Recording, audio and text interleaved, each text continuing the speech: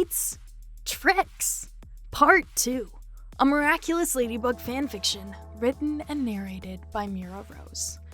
Artwork by Megumi Watatsuki on Pixiv. You can find a link to her in the description box below, as well as the prior part to this story. If you haven't already, don't forget to subscribe to stay up to date on the latest parts of your favorite fanfiction, including this one, and leave a like and a comment to support the YouTube algorithm so this channel can grow.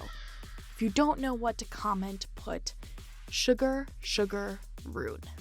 Please enjoy Treats, Tricks, Part 2. Adrian Agreste as Cat Noir. A cackle caught Cat Noir's attention as he sat on the roof of Notre Dame, a magical gourd his only companion. Well, that and a human-sized lollipop. There should be a way to make it hand-sized. Like a wand a la Sugar Rune style. Curse his spooky edition. Why couldn't his spooky edition be more like ladybugs? Cat yelped as a horde of bats swarmed at him, screeching as he froze, then dove headfirst into his pumpkin. Cackling echoed from above, and he peeked up to see Ladybug and Rena Rouge on her broomstick. "This is awesome!" Rena yelled, jumping off the broom to land next to him. She had a full-length gown, ombre from black at the neckline to orange at the hem, paired with long gloves like she paid the set of Breakfast at Tiffany's a visit. The faux corset belt was a nice touch. "Oh, so she doesn't get a lollipop?" Cat asked, looking to Ladybug for clarity. "Ha-ha!" Rena Rouge yanked out a Twizzler, holding it like she wanted to joust. "Don't those come in a pack?" Rena took a bite, and it stretched as her teeth tore it. "Magic, duh." "Did you..." Cat swallowed. "Did you just eat part of your miraculous? You're telling me Ladybug left you alone on this roof and you didn't try that lollipop of yours as soon as she was out of sight?" "What?" Although, it wasn't the worst idea. "No, I'm not gonna..." He looked at his weapon, Sugar Edition. No, I'm not gonna do that tonight." "Tonight?" she echoed, wiggling her eyebrows. Was Cat Noir the only one concerned about this situation? How had that happened? It's like the roles were reversed, but only he cared enough to notice. But she was right. On any other night, Cat would be the one making the most out of evening shenanigans. "Okay, so," he said, trying to drive the conversation forward. "This does affect other miraculous holders. So it's safe to assume Hawkmoth also has a spooky edition." "Is that what we're calling this?" Rena Rouge pointed at her corset. "Spooky edition?" "You want to debate the naming of our situation?" "What's with you, Cat? Relax." This wasn't right. "Why? So we can watch scary videos and eat candy corn?" "Ooh, good idea!" Ladybug chimed in, circling above them on her broom. Camembert.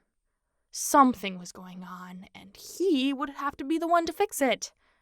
Cat Noir would have to fix this, and hopefully before Hawkmoth took advantage of whatever was going on. Except, well, the horde of bats that passed by, they turned back, and Cat knew. He knew they were a la Hawkmoth. Batmoth? Hawkbat? Whatever. He didn't need to name his nemesis Spooky Edition. "Watch out!" he yelled, instinctively driving his pumpkin out of the way as Ladybug reached down to scruff Rena Rouge and yanked her out of the way. "Akumas?" Ladybug shot back, face serious. There she was. There was his partner. Spooky edition, Rena Rouge added, dangling from Ladybug's grip with a grin. Crazy woman.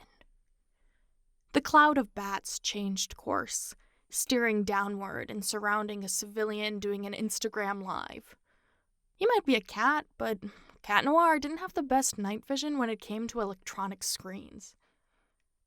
He fully expected a vampire to walk out of the cloud, but it was Mr. Pigeon, only this time he had an orange and black ensemble. It was actually much better than his previous skin-tight outfits. He had a cloak that appeared to be trimmed with pigeon feathers, dyed black, and a plague doctor's mask. "Didn't we give him a charm?" Cat asked, and Ladybug narrowed her eyes. "Must be a side effect," she said. That meant they were susceptible too then, weren't they? "Ooh, I can't wait to write about this!" Rena Rouge all but cackled as Ladybug set her down.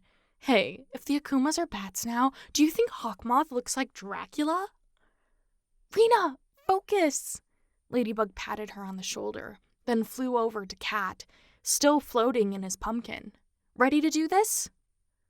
"Of course, my lady." It was an unusual night, but they still had jobs to do, paint job or not. "Let's go." Took the words right out of my mouth, kitty. "Let's go." Same as usual? They had Mr. Pigeon down like a science ritual. "Not this time. Things are different." "Back to the OG approach?" "Back to the OG approach." He nodded, leaning forward in his pumpkin. "We should start with Rena Rouge!" Rena jumped off the roof, screaming her lungs out as she lunged at the spooky Mr. Pigeon below. Jeepers. This was going to be a long night.